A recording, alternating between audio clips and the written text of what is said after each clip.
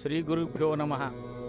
వ్యాసాయ విష్ణురూపాయ వ్యాసరూపాయ విష్ణవే నమో వై బ్రహ్మనిదయే వాసిష్ఠాయ నమో నమః. ఆషాఢశుద్ధ పౌర్ణమి, గురు పౌర్ణమి పర్వదినం. ఆ రోజు సర్వ మానవాళికి శుభదినం. ఆధ్యాత్మిక జ్ఞానాన్ని తాము రచించిన భారత భాగవత అష్టాదశ పురాణాలను మనకు అందించిన శ్రీ వేదవ్యాస మహర్షి జన్మించిన శుభదినము.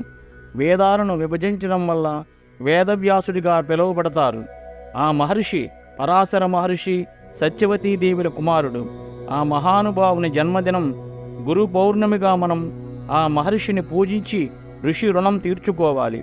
అలాగే మనకు ఆధ్యాత్మిక లౌకిక విద్యలను బోధించిన వారందరినీ గురు పౌర్ణమి రోజున పూజించి సత్కరించాలి. కన్న తల్లిదండ్రుల తర్వాత విద్య నేర్పిన గురువు మన జీవితంలో అత్యంత ఆరాధ్యనీయుడు. శ్రీ గురుభ్యో నమః.